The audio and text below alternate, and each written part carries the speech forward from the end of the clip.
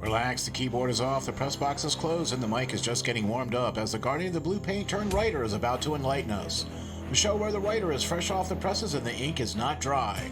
For this week's show, are the Flyers missing a propellant for the Fire to win? Welcome to the Hockey Writers Inc. Join Lance and Steel as we bring you all the latest on the Flyers.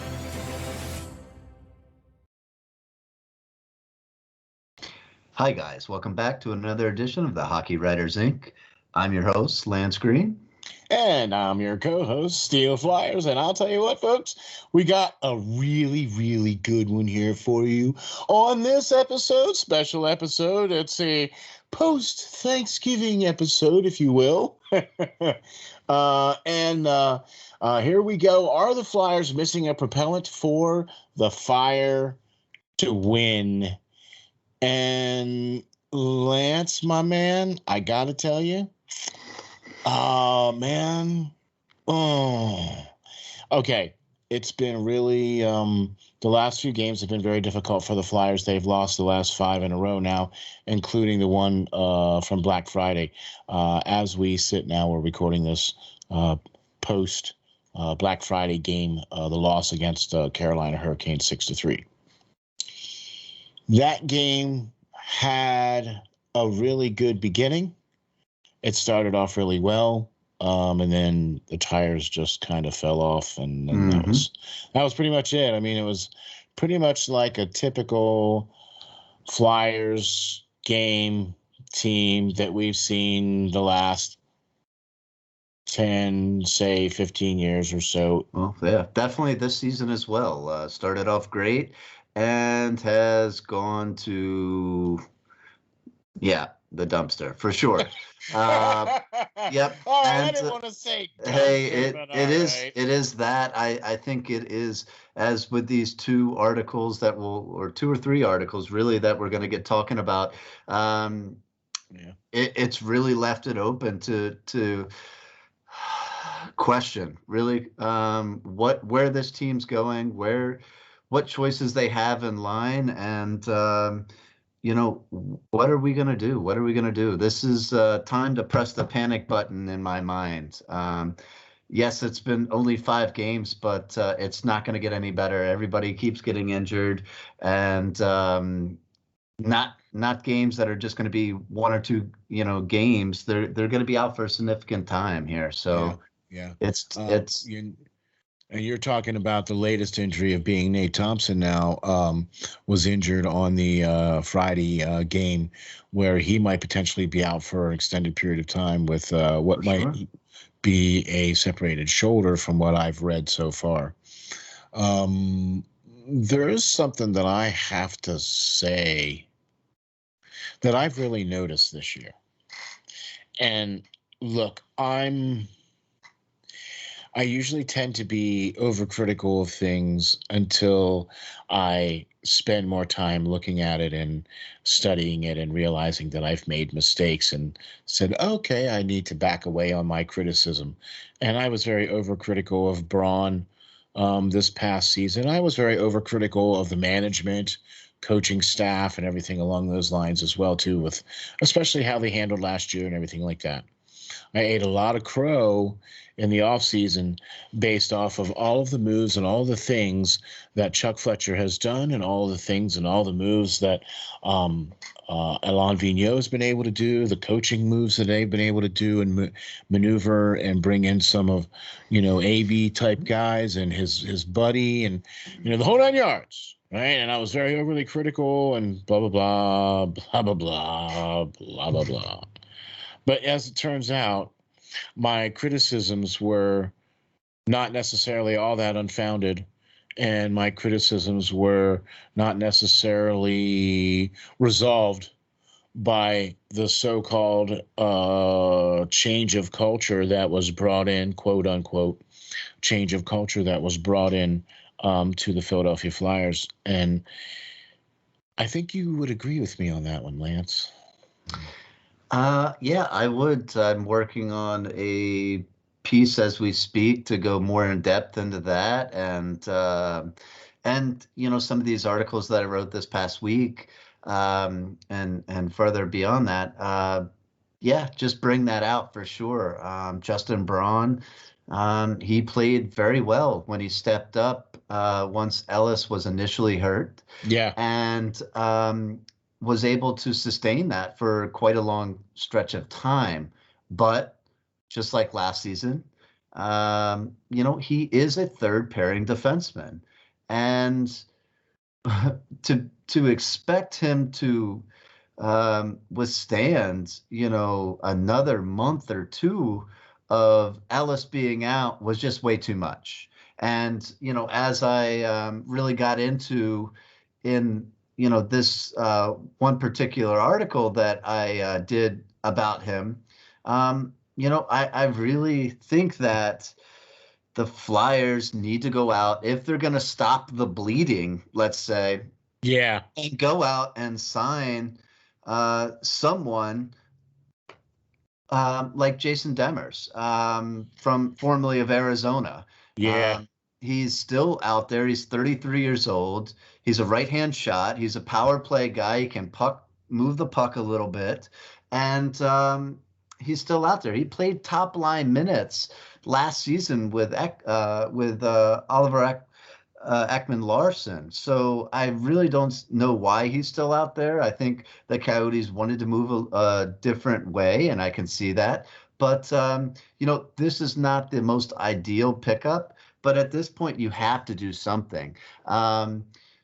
Restalainen, they now moved him to play with Provorov, but that isn't going to work in the long run either. If you look at his plus minus from Buffalo, his time in Buffalo, you can plainly see that didn't work out when Buffalo tried to make him something that he's not. Yeah. He's got a minus 120 for a reason, because he was expected to be something he was not for a long time in Buffalo. He's not a first pairing defenseman. He's an excellent second pairing defenseman that can bring grit and toughness to your team, but he's not made to go up against the Ovechkins and the, Austin Matthews of the world, of the league rather. And, it's hurting the team. I think the Flyers should have acted a long time ago, but maybe cap restraints really hindered that. I can see that. But they put a lot into this season. Like all those moves that you said, they went out and spent first round picks and second round picks to get Rasmus. They've traded away Gostisbehere. They traded away a lot of failed youth or underperforming youth to get Ryan Ellis, who only has played 4 games to this point because of injury. Five. 5 games. I'm sorry, 5 games. Yeah, right. Yes, yeah. I forgot the game against Dallas that he was there for a flash in the pan and back out again. Yeah. So, and traded away Voracek to bring in a scorer like Cam Atkinson. So Chuck made a lot of different moves this offseason, even brought in some depth. But even with that depth on defense, with Ellis being out, he's had to utilize Nick Seeler to step into Justin Braun's old role. And he's a left-hand shot. He's not a right-hand shot. So he's been playing this whole time on his offside, which is very difficult to do if you play the game. Only a few can excel at that. And he's managed to do so for a long time and hold it together.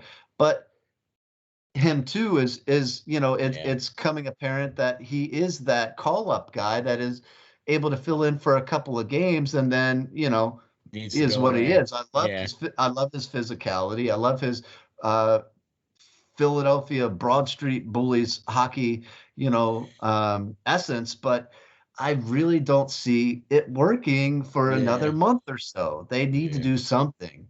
And it's time to stop sitting on your hands and pull a trigger on something if you want to save this season.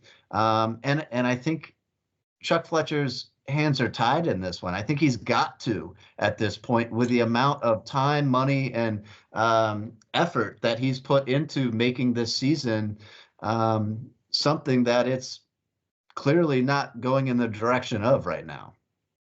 I can't even. It's like I can't even. How do you argue with precision like that? How do you I can't even. The only thing I can do is build on that. And how do you build on that? Well, let's follow some of the things that have happened. The Flyers did make a huge culture shift in bringing in some of these players that we talked about and removing some of these other players. The fact that Hayes has played in one game since the beginning of the season and has missed every single game since then. There was a lot of players that were brought in that played with Hayes.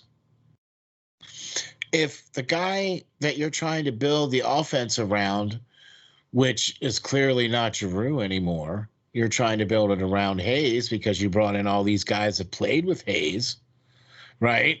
Then when Hayes isn't there, that makes it tough to score goals, I guess. I don't know. I mean, is one guy, I mean, not last year, 2 years ago, when Niskanen retired and everybody, including the team, was so hung up on the fact that it was Niskanen that was the major hole that needed to be filled. And, and all the talking heads said that, da, da, da, da, da, and the team even made a huge, mistake move with getting Gustafson and trying to fill that void and whatever.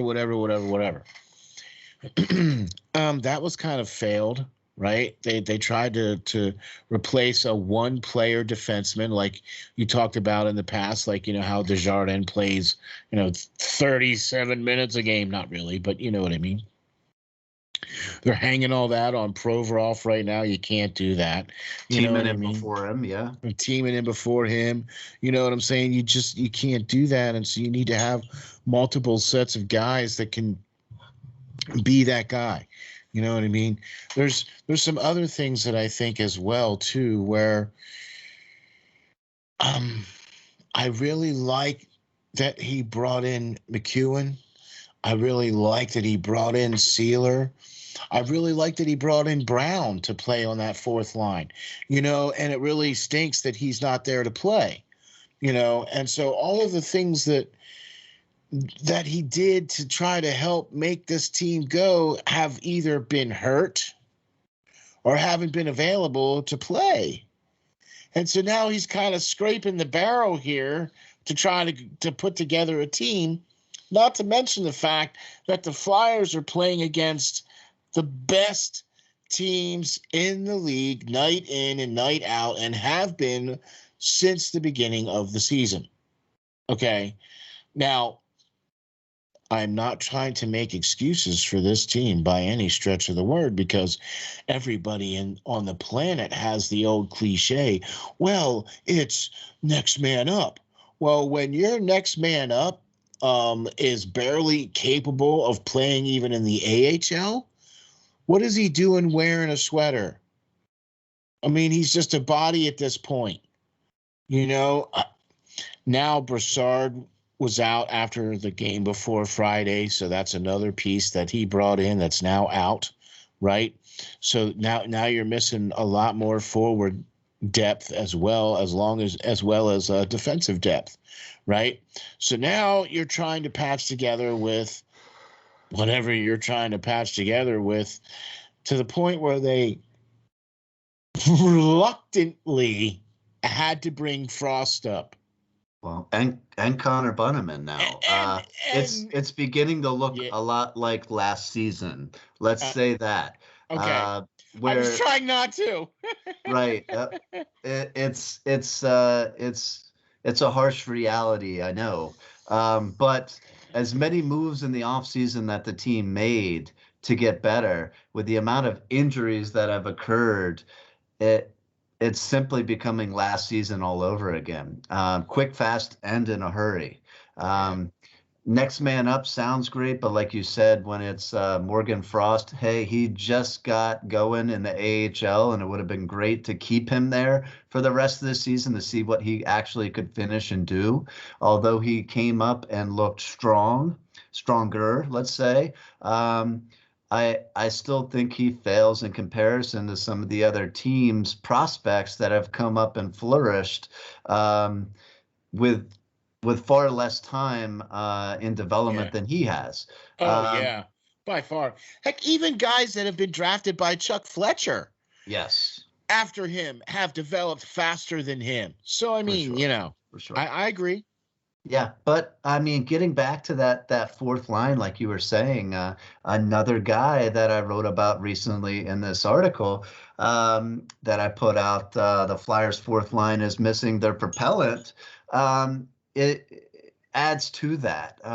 That fourth line was buzzing, with Nate Playing very Thompson, well. McEwen, and Patrick Brown in the lineup. Yeah. And although they weren't scoring a lot of goals, they were setting their team up for success. They were playing a lot in the offensive zone, which Exactly. was a big thing. When you come off the ice and you had their goalie stop or freeze the play in their zone, that sets Giroux, Cam Atkinson, Konechny, Farabee up with very good ice position in their Offensive zone draws. offensive zone draws. It's very difficult to win a defensive zone draw, take it up the whole length of the ice, and get a quality scoring chance. But when these players that were in there, Braun, included in that mix, set you up very nicely. It's very easy to get multiple scoring chances when you're already set up and you can get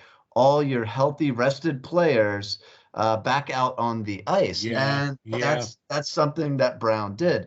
Another Exactly. Kevin Hayes teammate, former Yeah. college teammate that has been brought in as well. Great point. For Yep. Yep. some reason there. But with that being said, I think it may be coincidence, but it may not be. With everybody else getting hurt now. But Braun, when he was in the lineup, a lot of people I think overlooked him. Oh, yeah. Is he gonna be the next big thing and score 20 goals a season? No, but that's not his game.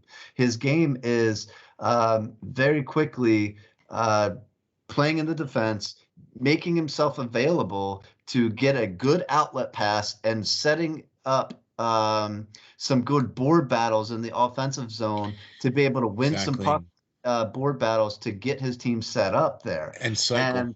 and cycle the puck in the offensive zone. And this pickup, like McEwen, that Fletcher was able to acquire, really had this fourth line buzzing. And they've really suffered since Patrick Brown dislocated his thumb back against the Flames, I do believe. Yeah. So, in saying that, I really think the team misses his speed and toughness, and it just adds to another person like Brassard, who was buzzing early on, who had 2 goals in a game recently, is now out with injury. Same thing with Nate Thompson. Right. So Nate Thompson, he was picking it up, and now we're stuck with Connor Bunnaman yet again, trying to fill somebody else's shoes for an extended period of time, and it's simply not working. It was bad enough when we were without Kevin Hayes and Ryan Ellis and Wade Allison to start the season, but now we're losing these key pieces that were brought in to be depth players to help out on the bottom 6, and it's showing. Those people like Brassard that have stepped up so much in these players' absence, now being out along with Braun and everybody else is just hurting the team big time. We need to get healthy. With the game, I think, postponed against the New York Islanders. It is November 30th. The game is postponed. I think that is going to be a breath of fresh air for the Flyers to be able to get A some much needed break. a little break, a little hopefully more healthy. Maybe we'll get somebody back and not have to rely on Morgan Frost and Connor Bunneman to help us through this. Well, Yeah, it's unfortunate that I think we're going to. I do as well. And I also think too that we're probably going to be on the verge of probably seeing Cam maybe come up.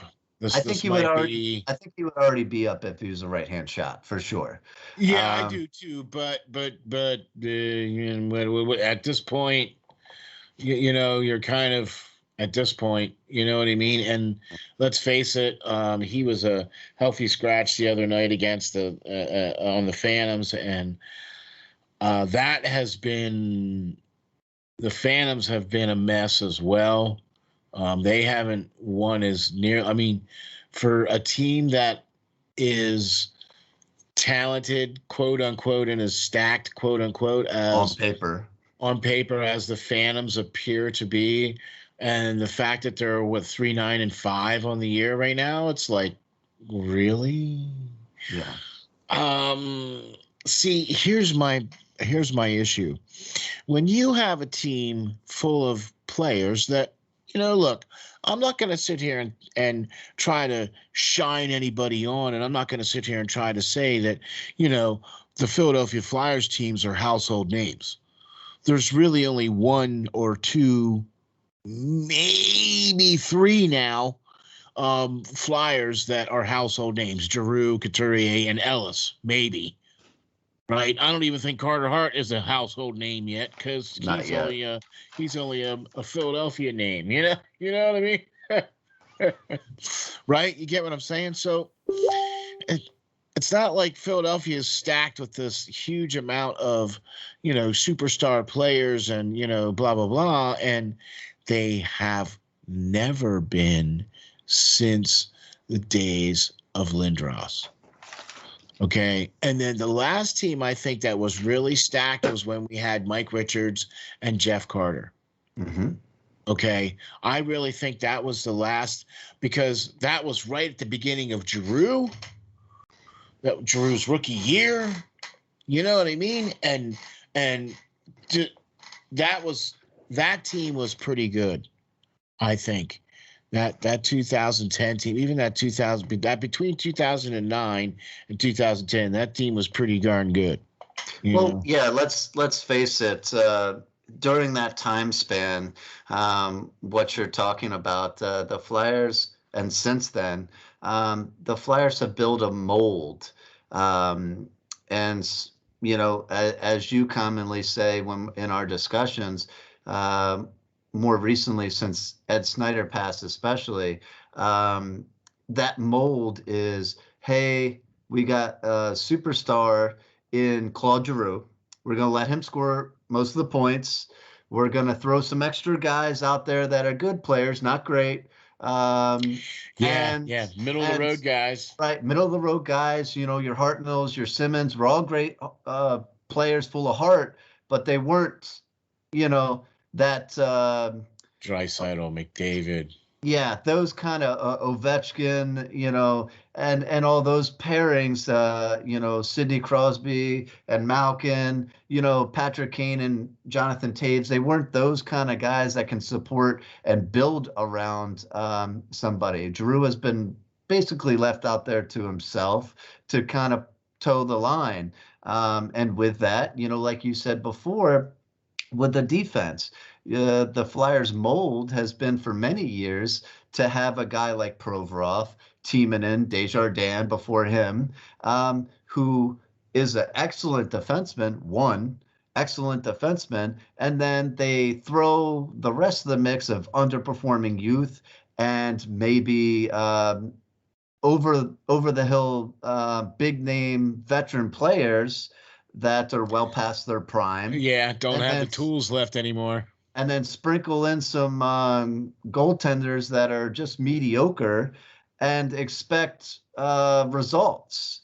And for a long time, up to this maybe past offseason, when Chuck Fletcher tried to break that mold, the Flyers have really, lived in that sense for a long time. Voracek, I'm sorry, he played what, 9, maybe 10 years here, and he wasn't that number 2 that Giroux needed, and it has left that team. He made the his All-Star team one time. one time when Giroux didn't. Yeah, Because Drew missed that season because he had that core surgery or whatever, like Right. 3/4 of the way through. imagine that. So that's kind of been the mold for a lot of years, and it's failed to work. We have not had a legit first line like we did with the Legion of Doom. We have not had a duo like you said with Jeff Carter and Mike Richards together that scored so many points. We personally we drafted horribly. Where over the past since Giroux, this is all in an article I'm working on now too. But we've drafted horribly as well. When you look at the masses, some have made it. You look at the masses. Who Provorov and maybe Farabee have turned out to be I good think players. Sean Couturier. I think Sean Couturier was an exception to the rule because he just is that good of a player. But he still is not even a household name. Yes, he's won the Selke. Yes, he's very been underrated to an All-Star game, but he's also very, very underrated. You don't come into Philadelphia and go, man, we're playing Giroux and Couturier. For the past 15 years since Giroux's been drafted, have the Flyers drafted a guy that you would hang on a 200-foot banner outside of the stadium for passing cars to see? I don't think so. You don't think, and see, I agree, because I don't think Sean Couturier is that guy either. Provorov's a very good defenseman, but is he elite? Is he exceptional? No, he's not. I don't think so. He's very good. He's overused, just like we talked about, overused, and he's unable to live up to his potential or abilities because he's used too frequently. If he relies just too much on for more situations than what he is good at. I think Provorov is a top pairing defenseman. I think he's the number 1 pair guy. He's a number 2. On the number 1 line. On the number 1, yes. On the number 1 line. He is an excellent number 2 defenseman for a Stanley Cup winning or team or contender. Okay, that's where it stops. That's where it has to stop. He is not a quarterback of the power play. Stop trying to make him be it. It clearly is not working for the Flyers because that is not what Provorov's game is. Provorov's game is he's going to take care of his responsibility, and then if he can, he's going to chip up into the play. That's where he's the best. If he's going to be able to skate it and take it from his red line and skate it all the way up through, let him, because he more than likely will score because he's pretty good at it. I've seen him do it he's scored a lot of his goals like that, where he just skates up through everybody because there's nobody to pass it to, and he just skates up through and scores. So in saying all this, my question to you is, Giroux is an unrestricted free agent at the end of the season. He did not re-sign or sign an extension this preseason when offered. Mm-hmm. Okay? Everybody says around Philadelphia he's not going anywhere. He's not going anywhere. But I have to ask you, for anybody who has played this game ever, I know I have, dreamed of winning a Stanley Cup as a kid and growing up. And any player that has as many points and success that he has had, he will always look back if he retires and think, I didn't win that. I didn't win that one game. I didn't win a Stanley Cup. And to his credit, at this point, if the Flyers are going to continue to tank over the next month or two because of Ellis and Hayes' absence and Wade Allison and Nate Thompson and Brassard's and all whoever else gets injured yeah. and the rest, do the Flyers start to look to trade him, to get something for him? I ask you, because who is the next Claude Giroux? Who's the next face of the franchise that's going to be on that banner outside of the Wells Fargo Center? Who? Morgan Frost? I don't think so. Isaac Ratcliffe?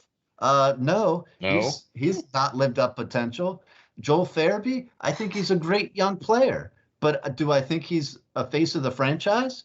No. I think he's a guy who could potentially score 15 to 20 goals every season, and that's great. That's a great player. But it's not an elite player. It's not that guy that's Connor McDavid. It's not Alex Ovechkin. It's not that 200-foot banner hanging on the side of the building. It's not that 200-foot banner. And since 2006, when Claude Giroux was drafted, the Flyers have yet to find his heir. Or even a guy, look, challenge accepted, Mr. Green.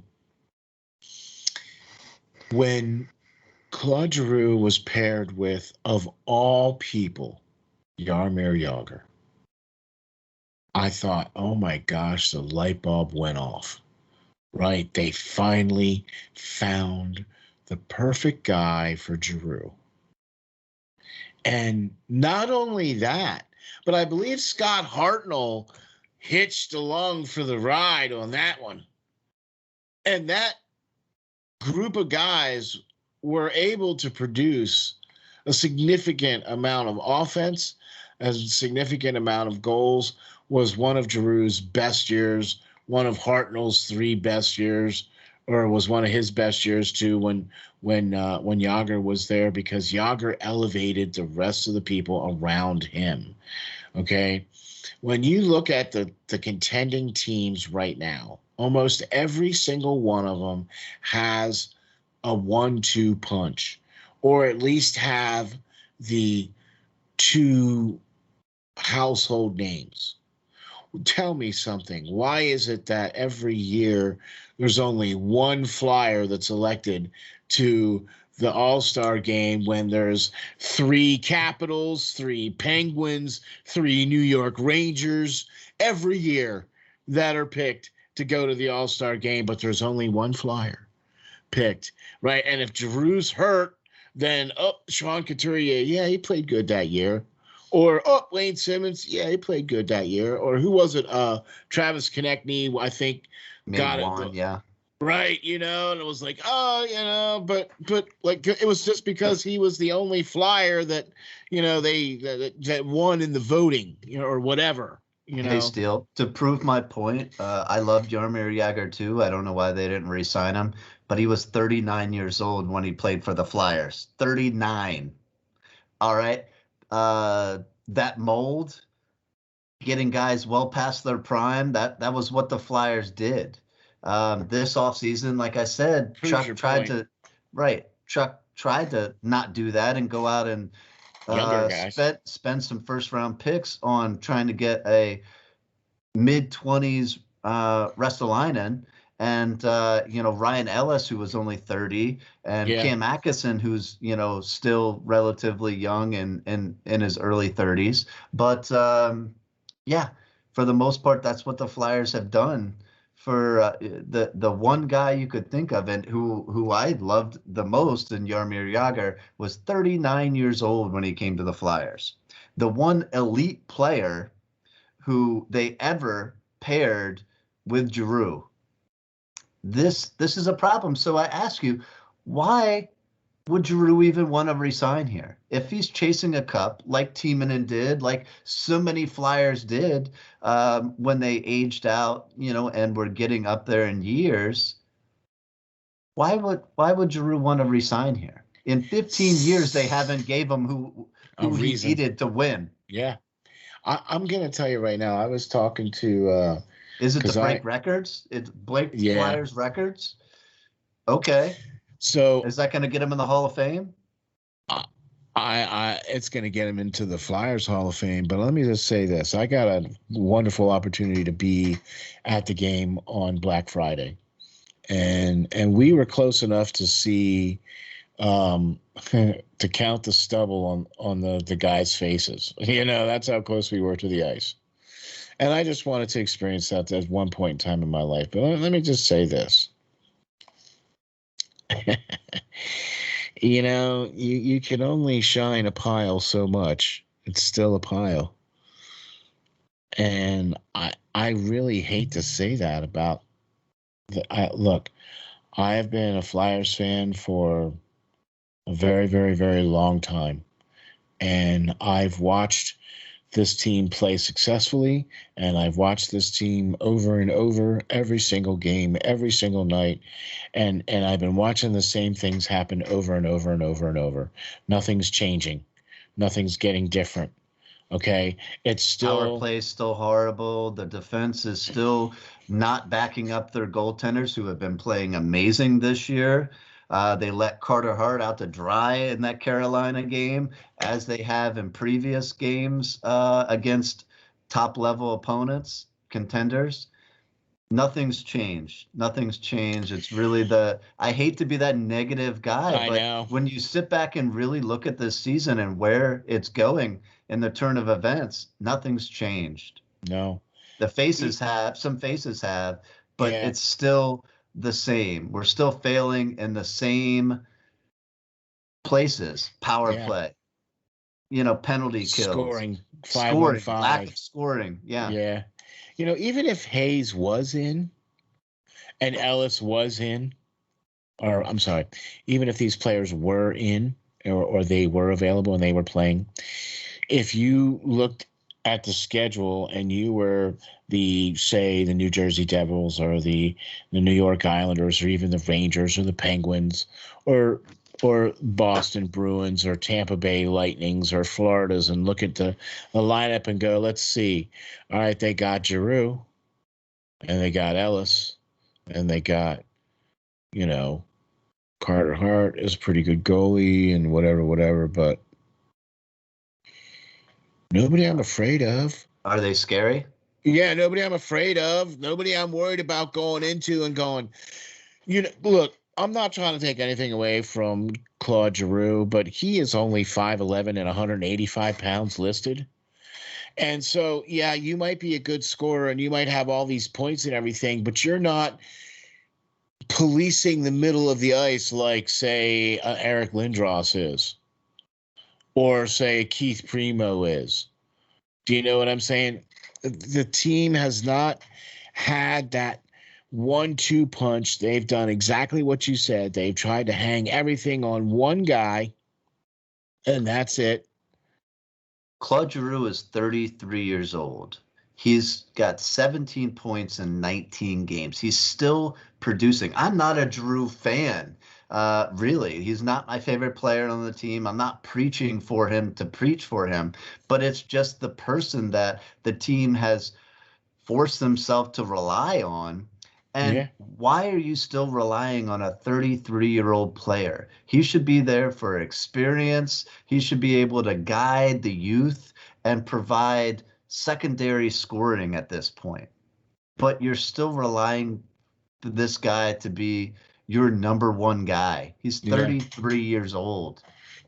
And they never brought anybody else in to play with him. They brought in people that are like him, but not to play with him. That's what I mean. You bring in a guy, you pay him almost the same amount of money as Giroux, and he plays the same kind of game as Giroux does, which is basically a playmaking setup.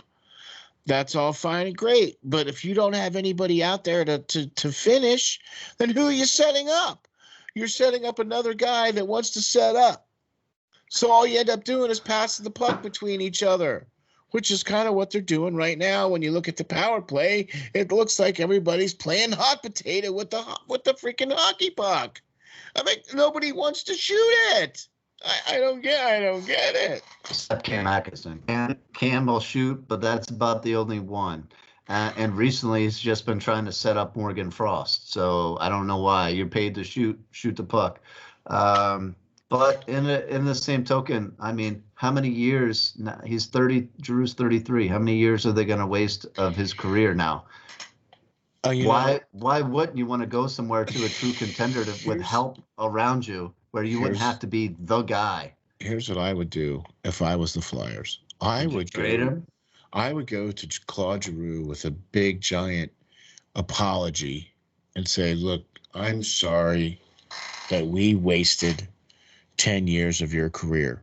Is there a team that we can trade you to that you would like to go to? Or is there something that we can help you work out so that you can go to a team that you want to go to? What can we do to make that happen? That, to me, I think would be the least that the Philadelphia Flyers could do for Giroux. Is that going to happen? They're probably going to offer him a contract that's going to probably be a slap in the face. This is just my opinion. They already have. That's why he didn't sign it. Right. And Giroux's going to go out onto the open market, and there's going to be a team like, say, let's just throw one out there, Ottawa, or let's throw another team out there, Boston. Let's throw another team out there, Florida. Look, I already said Ottawa. That's where he's from. If they throw a big giant pile of money at him close to what he's making now, that's probably where he's going to go. If I was him, that's where I'd go. They've got a huge up-and-coming pool of prospects up there. They've got a good system as far as how things are rolling up there. They've got some good upcoming goaltending and stuff like that. And if they were to put Claude Giroux up there as a cornerstone, a couple other pieces around him, like what the Flyers should have done, go figure. Why would you not take that and be close? You don't have to come. You don't have to spend the other half of the year at your other house. You can just stay at home because that's where he lives, is Ontario. That's where his wife is. That's where his family is. That's where everything is for Giroux. And if Ottawa has got the right number, if that's what he wants to do, guess what? That's where he's going. And if the Flyers had any sense about any of this, they would try their best to help him try to get something to where he could be successful. Well, but that's the least they could do is to do that for him, because look, you've clearly wasted 10 years of his career. 15. Yeah. 15. Sorry. Right. Who's counting? I am. But like you said, though. In the beginning, he played really well, and they went to some Stanley Cups. That's true. He's actually been to a Stanley Cup with the Flyers. So one. In 15 years. But okay, I'm with you. Yeah. But no, like you said, I think he should be moved to a contender at this point, and then let him play there and sign wherever else he wants. But you got to think past this season. The Flyers are in 7th place in the Metro Division. That's not going to make the playoffs at this point. No. So are you going to re-sign Giroux next season? Okay. Re-sign him, rely on the guy for another season at 30, 40 years old, rely on him to be your number one guy? Or are you going to try to get something for him, for a contender that wants that one piece, like the Penguins did for so many years, that went out there and tried to gain that one piece that they needed to win? Well, no. Because I'm with you. Who's next? Who's the next guy up? Who's that next star? He's not in the system right now. I don't think he is, Lance. I don't think the next Giroux, I don't think the next face of the franchise is on the team right now. Now, you could put an argument out there for Couturier because he signed a long-term deal, and we all know that he's the alternate captain right now and more than likely will be the captain of the team after Giroux leaves, retires, or whatever he does. But he's just not that guy. He's not that, hanging the 200-foot flag on the side of the building guy. You will do that because he is a good player and he's won the Sure. Selkie and all that other stuff, and that's part of your draw. But look, Konechny is not going to be that guy, right? And JVR is already way past his time as well, too. He's not going to – I don't think he'll ever score more than 15 or 17 goals a game now, JVR, which, okay, that's great, but I You're remember still paying the guy $7 million. For less than 20 goals a game or 20 goals a year. No, I don't think so. I remember when the Flyers had 10 guys on a steady basis that had 20 goals or more. That is when you're successful. That is when when everybody's able to be all on the same page. And that's when you didn't have corporate running the organization. I've tried to dance around that as best as I could. I tried to say that, I really felt because of the death of Ed Snyder, the entire Philadelphia Flyers have changed because it's now run by Comcast Spectacor. And that's a corporation and not an owner, not a person, And so that in and of itself, I think, has changed how this team feels about the product it's putting out on the ice. They're putting out just enough to put the fans in the stands, and that's about it, And even then, the fans in the stands, the game we were at, which was on Friday, there was more drama in the stands than there was on the ice. I mean, I'm not kidding. Yeah. I mean, there was a fight that broke out on the ice, which throughout that entire scuffle, look, I have to break here for just a quick second. I have to jump up on a soapbox real quick because this subject has been brought to my attention, and I want to point it out because I took very keen notice of it in this game. I was at the game on Friday, the Black Friday game between the Philadelphia Flyers and the Carolina Panthers. Hurricanes, I'm sorry, Carolina Hurricanes versus the Philadelphia Flyers, Black Friday. During that game, I watched 3 black and white striped shirt officials basically take over the game and become the MVP of the game. Okay. Now, I have always tried to be as supportive as I can of the referees because they have the toughest job in sports, because they're the ones that all the decisions hinge on. And everybody looks to them when the calls need to be made. And then when the calls are wrong, they're the ones to blame. And I'm constantly seeing retractions. Oh, the league was wrong with this call. This call should have been made after the fact. Okay. I watched 3 penalties that should have been called during that game that were not called. One of them was an interference that led to the goal that put Carolina ahead of the Flyers. Look, I'm not trying to say this to be a homer. I'm not trying to say it because I watch a lot of hockey, not just the Flyers. Okay? I watch other teams, other games, and I'm starting to see this a lot more where referees are starting to favor teams, or it appears like they're favoring teams. Last year, they let it slip on a hot mic that they basically proved what we already knew, that referees try to even the games out with the calls. If they call 6 on this team, they try to even it out. Some nights they're not trying very hard at all, and some nights they are. And it depends on who the refs are that night, and it depends on which group of guys it is. Okay?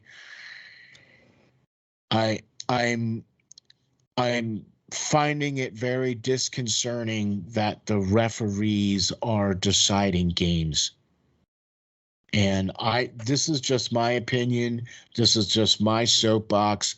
But I've been watching a lot of hockey, and I've been seeing not just with the Flyers, not just with the Flyers. I'm talking about other teams, other games, other instances where the referees either swallow the whistle or they're blowing the whistle for the wrong reasons. I think you have that in a lot of different teams now. You look at it passes the torch with Sidney Crosby could never get a called on him for some time, and now he's getting long in the tooth, and now it's Alexander Ovechkin or maybe Draisaitl and McDavid, the face of the league now. But it goes across different sports as well. I mean, look at football with Tom Brady. I mean, if if he's released the ball already and you're in mid tackle and mid air, you're supposed to drop to the ground and not touch him. And if you do, you're getting flagged. Yes. Yeah. So yeah, I mean, I think that is not just a NHL thing, but I sadly I think it's slowly becoming more of one as the NHL signs these bigger deals now to be on more mainstream TV. They want to make a more wholesome product. They want to highlight their superstars and present them to the masses. And if their team gets a penalty, that's not good for being in the black. As you would say, not good for business. So sadly, money rules all evil, Well, I don't think it's necessarily the TV deals that are necessarily driving this. Okay. It has a lot to do with some of the things that have been legalized now with sports. And I think that is what is driving this. Like I said, this is just my opinion. So you're saying Vegas? Well, in so many words, I mean, it's not unheard of, and it's not something that's never been done before. So, and we're human, so we clearly haven't learned our lessons. We don't know how to look back into history and go, hey, wait a minute. We probably shouldn't do it like that. We should probably do it another way. You know what I mean? So, look, like I said, my soapbox, I'm done now. I'm going to get off of it. Okay. The referees have one of the toughest jobs on the planet, and they have to make decisions at real time that, I get it. I understand. But when you start to see a consistent pattern of inconsistency, then these are the things that stand out. Okay. Why has Philly never been on the good side of that? I think we always seem to be heavily called on over the years. That is a very good question. I would like to know the answer to that question because, like I said, I watch other games. I watch other teams. Okay. I do other shows that talk about the entire league. My favorite beloved team, yes, I bleed black and orange, right? However, I am a hockey fan, and I love the entire game of hockey, which means I love all about hockey. Includes all the teams, the Olympics, the women's, the Paralympics, the anybody that's out there playing hockey, I'm down. Okay, I'm watching, I'm checking it out, I'm tuned in. Okay, so I see it a lot with other games and other teams where the referees are calling penalties that aren't there, that are phantom calls, and then they're calling calls on guys that the other guy was clearly the one that made the penalty, but yet they call it on the other guy. And it's like, well, wait, a retaliation or something. Yeah. well, no, it's not even a retaliation. Like if they get tangled up together, Mm-hmm. they call it on one guy and then don't call it on the other guy. Look, if you're going to call this on one guy and both of them are tangled up and rolling around on there on the ice, you might as well just take both of them. I mean, heck, at some point, I think the NHL is going to get like the NBA, where their stars like LeBron James can just point out to the ref who he once kicked out of the crowd. And, at what point do we stop and just let the game play and try to be fair? I don't know. It's rough. But let's say this, Steel, get your opinion on this in closing here. What do you do to fix this team? Do you try to stop the bleeding and acquire some free agents or make a small trade? I think it's a little early to make some big moves. What do you do if you're the Flyers? I think at this point, I don't think you can make any player moves. I think you've pushed all your chips all in, like we've talked about in the past.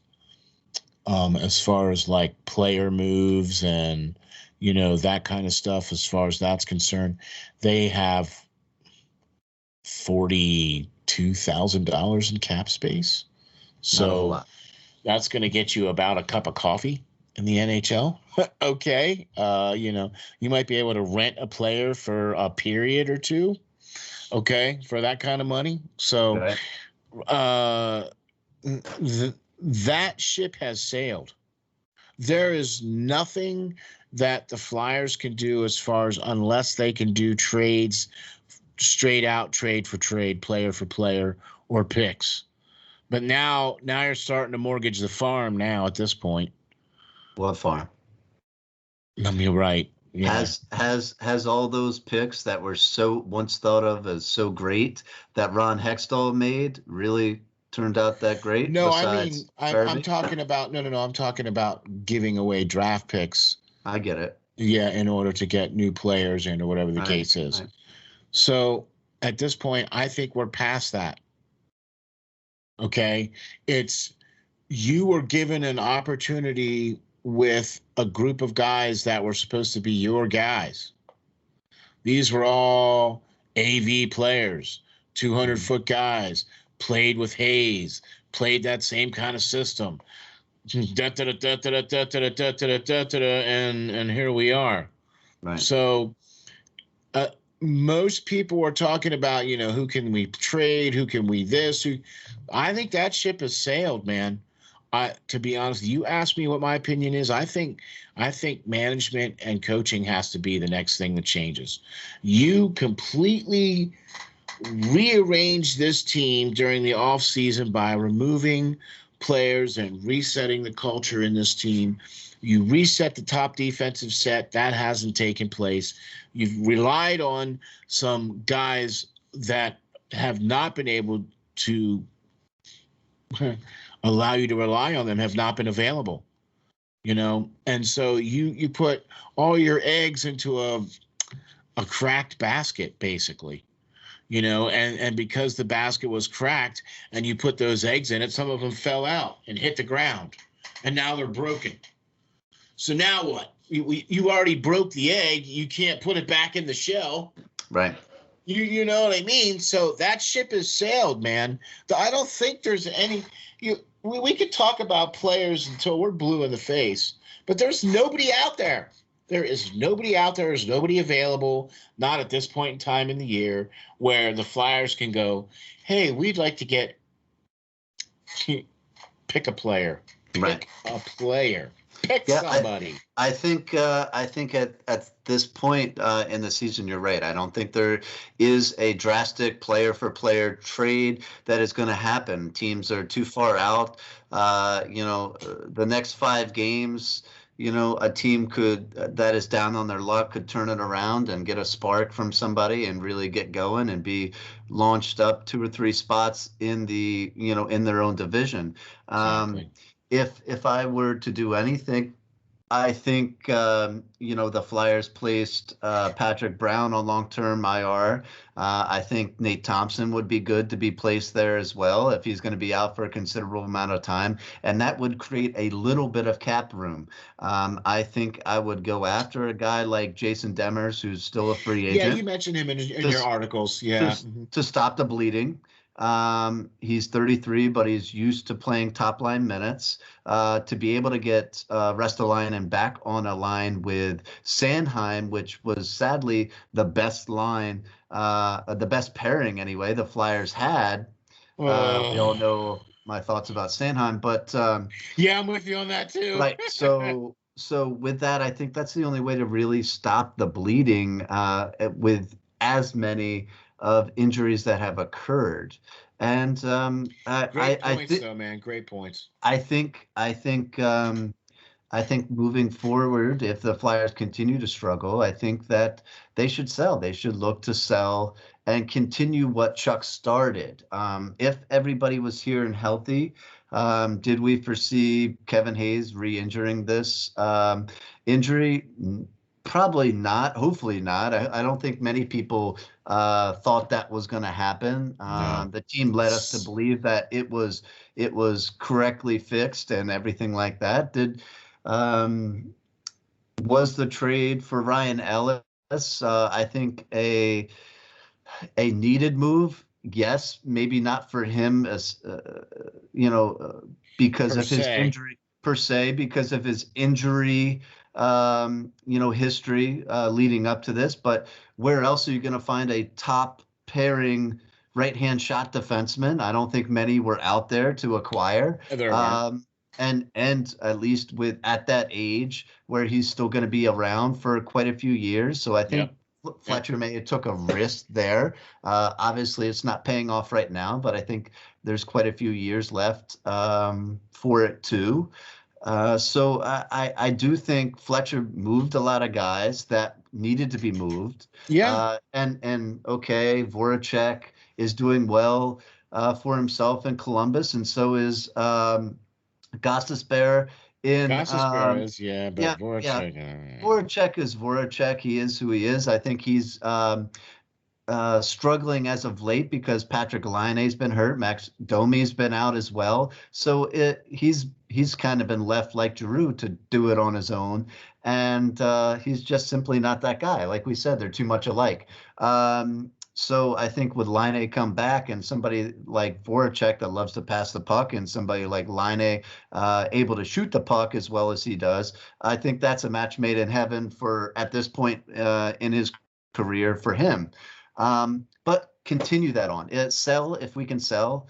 I think we need to get rid of JVR. I think we need to get rid of Giroux if that's the case and can bring back something.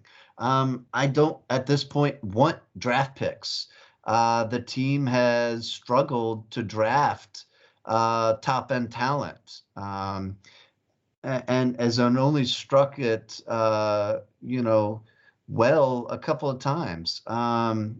And in saying that, I want some proven prospects that are prospering right now that are maybe ready to go next season.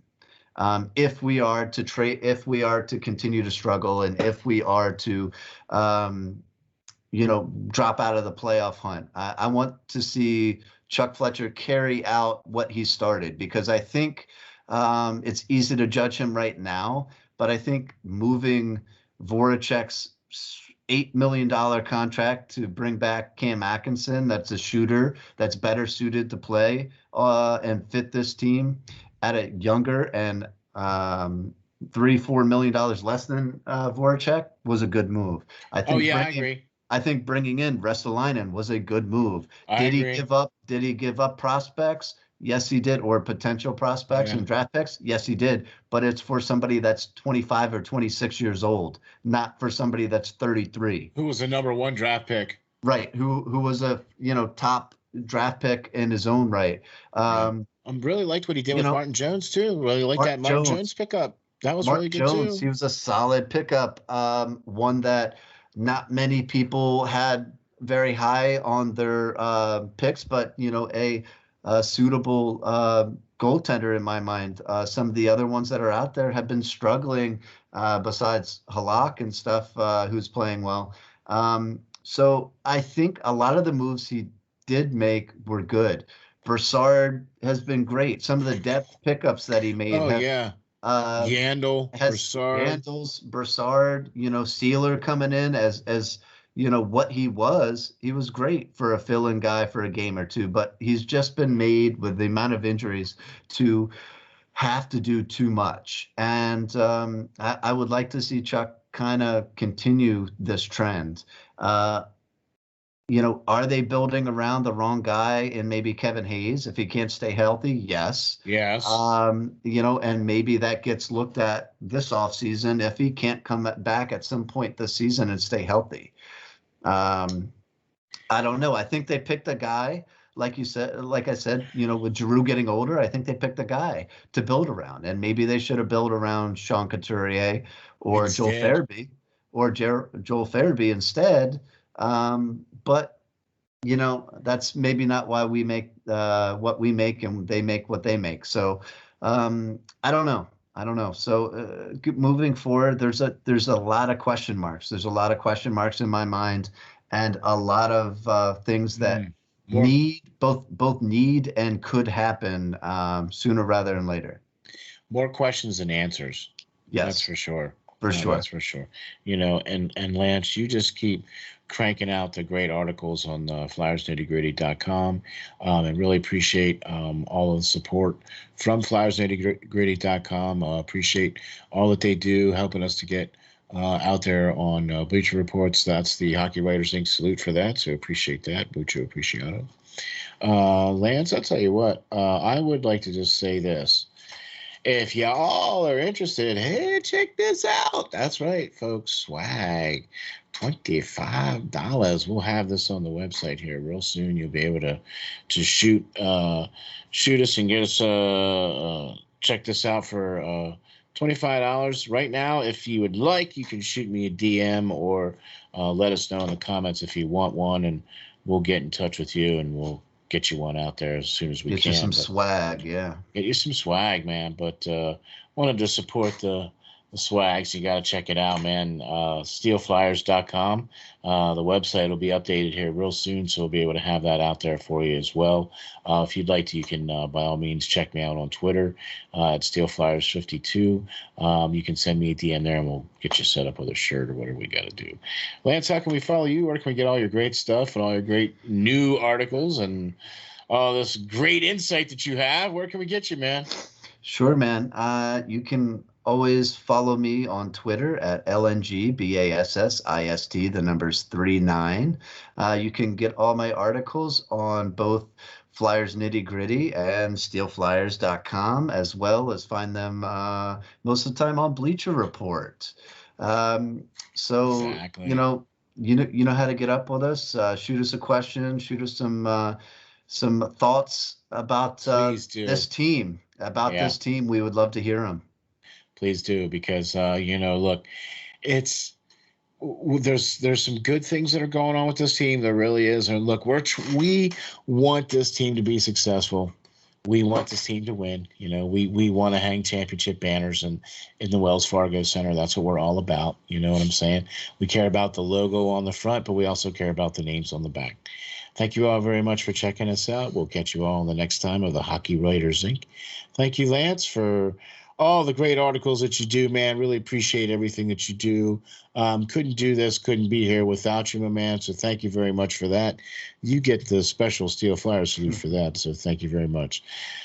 Thank you, guys. We'll check you out on the next edition of the Hockey Writers Inc.